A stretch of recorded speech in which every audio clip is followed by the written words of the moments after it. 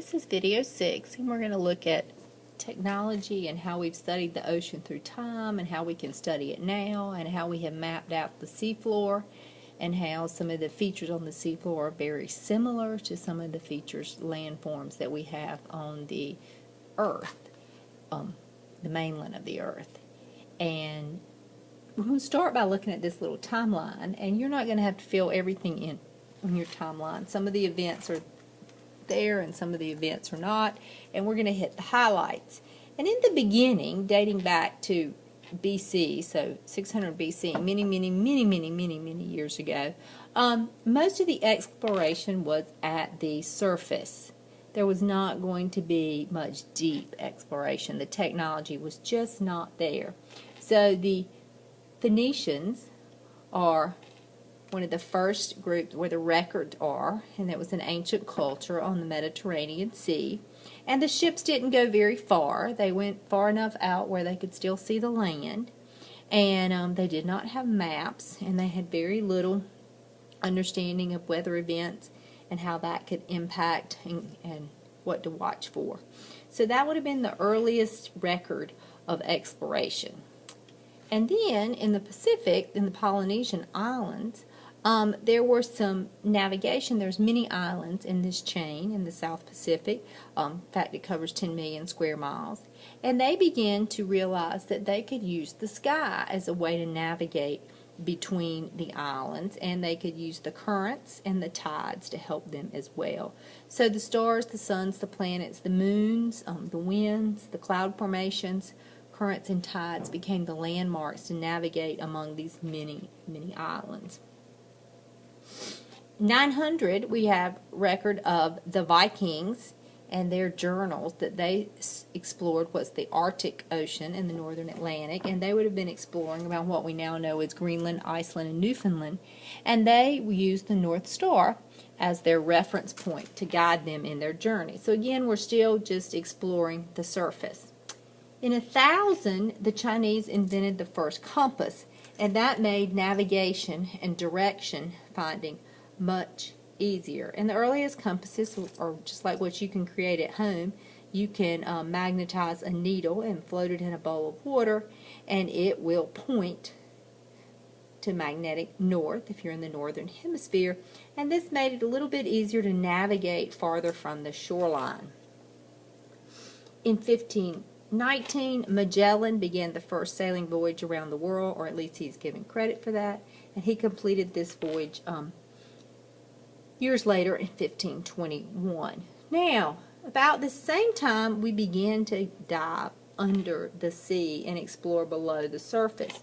And you can see that here is the first dive suit. It was literally a barrel that sat on the diver's head and had slings pulling it tight under his arms, and it gave just the diver just enough air to stay underwater for about an hour. Wouldn't have been able to go too deep, but it was the first exploration in the deep, or at least record of it. 1768. So Cook began first mapping of the Pacific Ocean, and he used an instrument called the chronometer, and that helped him understand longitude. And longitude are the imaginary lines we've added to the map that are equally spaced, which helps us in mapping and distance and navigation. Then in 1769, the Gulf Stream was mapped. Ben Franklin noticed that he was Postmaster General of the United States, and he noticed that the mail ships took longer when they were sailing from Europe to the U.S. than when they were sailing from the U.S. to Europe. And so he began to figure out what was it that helped them get in one direction faster than the other. And along with the whaling captain Timothy Folger, they mapped it and discovered the Gulf Stream current. And we're going to spend some time later this week talking about the Gulf Stream and its impact on climate. Then in 1825, Darwin began his voyage to the Galapagos, and he spent several years there and several years touring and collected many plant and animal species, and this later led to his theories of evolution, which we would get to later in the year. And then underwater in 1825, an Englishman named William James figured out the first scuba apparatus which contained compressed air, and that air was worn around the waist, and you would recognize that now has evolved into dive tanks. Then in 1872 there was a 3-year expedition, which was one of the first totally scientific expedition. We were collecting water quality. Darwin's was really looking at animal life and plant life in the islands, and this expedition was collecting data such as salinity, temperature, density, currents, sediments, weather patterns, and this began the science of oceanography.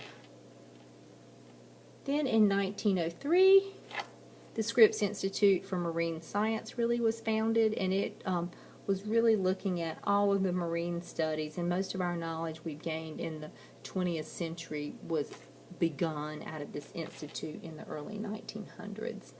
1907, an English physiologist begins to do the mathematical testing and modeling to figure out why Navy divers were getting sick after deep dives and they came back up too rapidly to the surface. And so these tables helped us figure out mathematically how decompression works and why all that nitrogen that you take in can cause even death after a dive if you return to the surface too quickly. So this was very helpful, and it has saved a lot of lives. 1934, we had the deep sea dive in a submersible, and it was literally a steel ball, and they went below and they were able to see a lot of deep sea life that had not been seen, and began a whole new exploration and technology. Then in 1943, the dive suit was modernized by Jacques Cousteau and Emile Guénon, and they called it the aqualung, and it made so that divers could spend extended time below the surface. In 1950, government funding for ocean science increased after World War II. 1951, the Challenger Ship 2 used sound waves to discover the deepest point on the Earth, which is the Marianas Trench, which is near the Philippines in the Pacific Ocean. It's about 7 miles down, and we're going to watch a little clip about that National Geographic did for a special on a trip down there in a little while.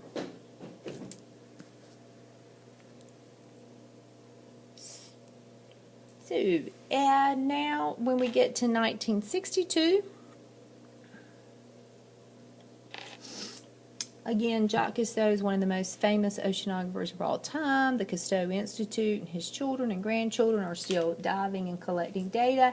And he actually was the first person to spend time underwater in an underwater submersible for 7 days, gaining understanding about life in the ocean.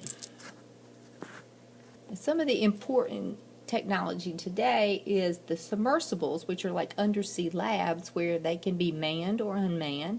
So you can send oceanographers down in the ships for several days, or and you can. There's also remotely operated ones which are operated from a ship above the sea, and they carry the equipment to take pictures, and to gather data and gather water samples from deep in the ocean. And then we also have satellites that will collect data about what's going on on the surface of the ocean. Alright, so if you want to fill in your blanks here, so we've got ship, the compass, and scuba, which we just mentioned when we went through the timeline. And then sonar was a very important discovery. Sonar, after World War I, there were many submarines, German submarines, that bombed ships, and no one could detect that the submarines were underneath them, and it was too late, and a lot of lives were lost during World War I. And in the 1920s, sonar was discovered, and that was a way to literally use sound waves to detect solid objects in the water. And now we can use that to map ocean depth, and we'll talk a little bit about that in a minute. We already mentioned the submersibles, and you saw the ones with humans and the ones that are remotely operated. Remote sensing is when we use satellites or aircraft, primarily satellites these days, to gather data from afar. And then when I get back I can send somebody out on a boat to the site and verify the data that the satellite from many miles above the Earth's atmosphere has gathered, and that's called ground truthing. And when you're talking about oceanography, primarily it's used to graph the surface temperatures. And if you look at my poster over in front of the bookshelf that says Exploring Oceans, you can see the map with the reds and the oranges and the yellows, and that's graphing how the increasing surface temperatures of the ocean. Now, when we're talking about mapping the ocean, we're talking about looking at the land features. And as we go out, if you're at the beach and you start walking into the water, you are on the continental shelf. That's continental crust. It is usually a gently sloping area. It extends out from the beach out to the sea. Depending on what part of the continent you are on would be how far it is. Off the coast of North Carolina, it might extend out 20 to 30 miles of continental shelf. Other places, it's going to be a little bit closer inland where the drop-off is. That drop-off is called the continental slope. And again, just like a slope, it's going to be angled down. The nice flat plains out in the deepest part of the ocean is called the abyssal plain. And the abyss just means the deep. Then there is a series of mountains that winds around the center of all the world's oceans, and they are called the mid-ocean ridge. They're about 80,000 kilometers in length of mountain ranges. They are volcanic mountains. Some are active, some are not. The mid-ocean ridge in the Atlantic is actually pulling apart, if you remember your plate tectonics from 6th grade. And at the Pacific Ocean, it's pushing together, and a lot of trenches around the ocean ridge.